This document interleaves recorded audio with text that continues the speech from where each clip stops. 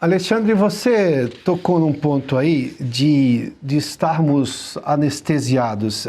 Eu tenho uma informação que o governo brasileiro nunca de fato teria apresentado como condição para abusar do latim sine qua non aqui, ou seja, ou é isso ou a gente não senta na mesa, a revogação de sanções políticas, ou seja, a da Magnitsky ou de vistos aos ministros. O governo brasileiro estava preocupado com a questão das questões, sobretudo comerciais. E, claro, tocava nesse assunto, queria um aceno do Trump para o Lula, para ele usar internamente, coisa que o Trump já fez, mas esse nunca teria sido nunca teria sido a prioridade, em que pese aí essas declarações da Gleisi Hoffmann e do Lindenberg. Nunca foi. O governo Lula nunca teria lutado realmente por isso. O fato do governo americano ceder nesse ponto é o que chama a atenção de o que mais teria sido ofertado. O que mais estaria em jogo, como você mencionou, lembrando de Getúlio Vargas em relação à Segunda Guerra, a CSN e por aí vai.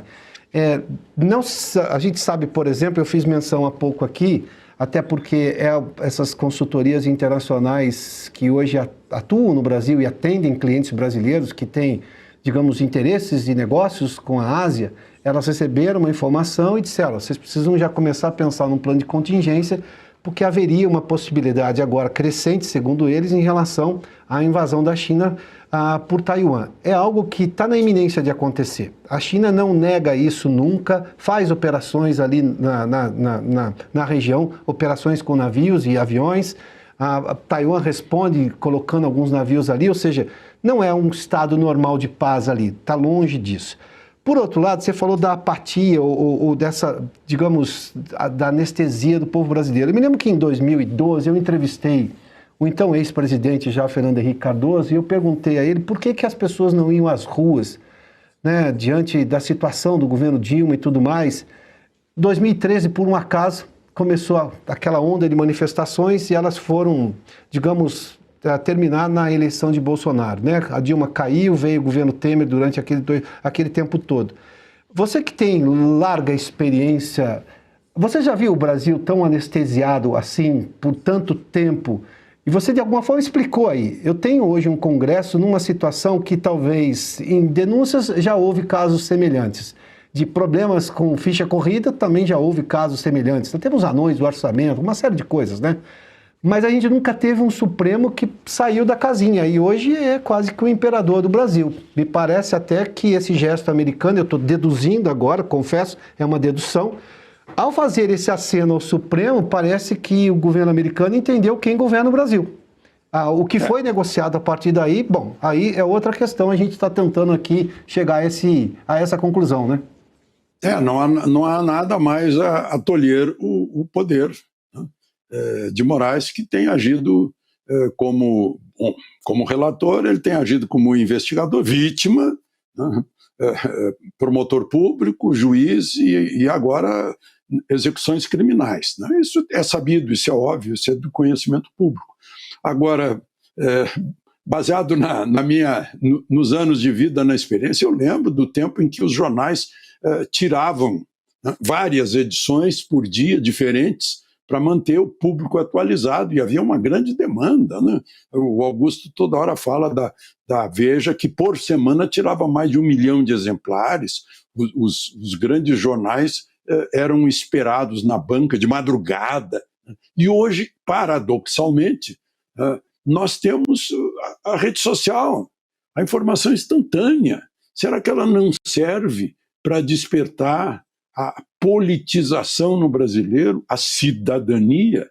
Porque não adianta o sujeito ser literalmente, né, está escrito na Constituição, todo poder emana do povo, ele não tem consciência disso. A maior parte do povo brasileiro não tem consciência disso. A Branca leu aí uma parte do meu artigo, 45% da população ativa está vivendo de dinheiro dos outros, do imposto pago pelos outros, né? E, portanto, são servos, são escravos, são o quê, né? Porque ficam dependendo da pessoa que eles acham que está dando presente, dando benefício. Então, e a mídia, que na época era ativa, presente, crítica, né? cito de novo o Milor Fernandes, a natureza do jornalismo é a crítica, é a oposição. O contrário é secos e molhados. Áulicos são da corte para aplaudir. Mas hoje estão tão amarrados. Houve uma decadência financeira de grandes órgãos, né? E aí precisam de propaganda do governo. Ora, governo não precisa de propaganda, basta prestar bons serviços públicos. Mas as verbas de propaganda crescem para sustentar. Tem que pagar agora o 13º, a folha de pagamento do fim do mês de muitos jornais, emissoras, etc. E aí é isso. E aí deixam de lado a sua necessidade de informar. Olha, eu não duvido, Piotr, que algum jornal que nunca noticiou que Moraes foi sancionado, que agora tenha que noticiar que foi cancelada a sanção. Os seus assinantes vão perguntar, uai, mas você nunca noticiou isso, né? Esse contrato da Master, por exemplo, eu duvido que todo mundo esteja publicando, e já vi que não publicaram com o tamanho da manchete que seria nos anos 50, nos anos 60, por exemplo, né? Porque é uma coisa incrível, como eu disse, fala por si só.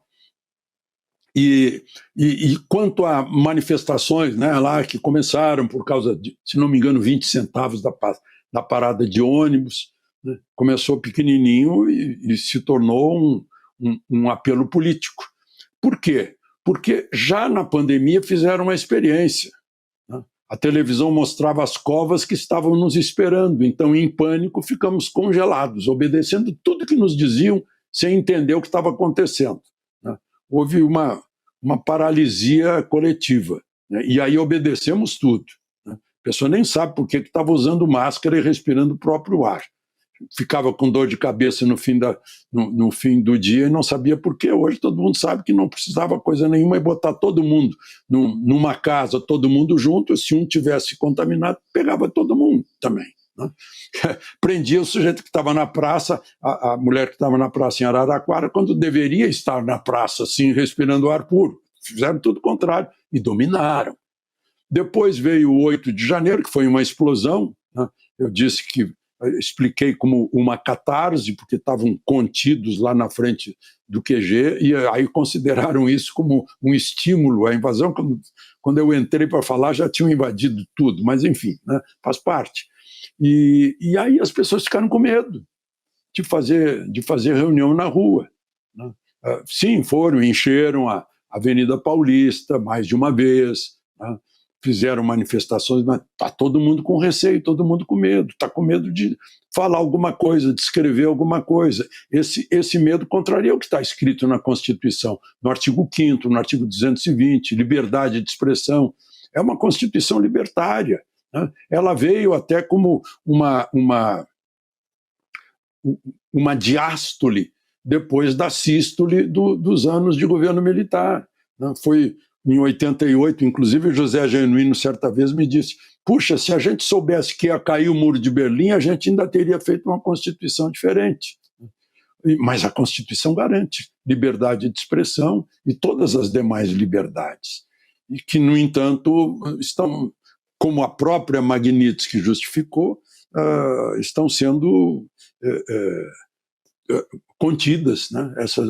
Olha, em lugar em que há contenção da liberdade é porque não há democracia. Então, é isso que a gente está vendo, e agora parece que os Estados Unidos dão um sinal: ó, é com vocês, resolvam aí, eu não estou para ser o anjo exterminador que vai fazer as coisas que o Congresso do Brasil, o poder legislativo, os representantes do povo deveriam fazer. Eu vou me juntar ao Alexandre rapidamente antes de chamar o intervalo, porque eu tenho dito aqui nos artigos que escrevo para a revista Oeste, e também aqui nos debates, nas discussões que temos no Sem Filtro, de que mais gente precisa participar efetivamente do debate brasileiro. Mas o Alexandre traz aqui uma explicação de por que talvez isso tenha, digamos, decaído, isso tenha sido reduzido e por que as pessoas tenham sentido medo e receio. O Alexandre lembrou da história da senhora que estava na praça lá de Araraquara, aqui no interior de São Paulo, que eu conheço bem, eu tinha tios em Araraquara, passei minha infância lá, mas tinha uma cena das coisas mais surreais na época da pandemia. O sujeito estava no meio do mar ali, né, na praia, ou seja, no mar, num caiaque e de máscara. Você imagina sozinho no mar, com toda aquela brisa que vem, quer dizer, veja a paranoia que se criou. Criou-se medo, né? O Alexandre mencionou, por exemplo, as covas que se mostravam naquele momento. E sem contar os médicos desesperados dizendo que tem gente que vai morrer de ataque cardíaco e não vai querer vir ao hospital, né, Alexandre, à época. Outros problemas foram, digamos, não vou ao hospital porque não vá ao hospital, só se você passar muito mal. Mas, meu Deus do céu, as pessoas começam a ter pequenos sintomas, depois elas vão... E aí, obviamente, né, como diz a medicina, quanto antes o problema for descoberto, mais chance tem da medida ali que o médico tomar no pronto-socorro ser efetiva. Não, foi completamente ao contrário.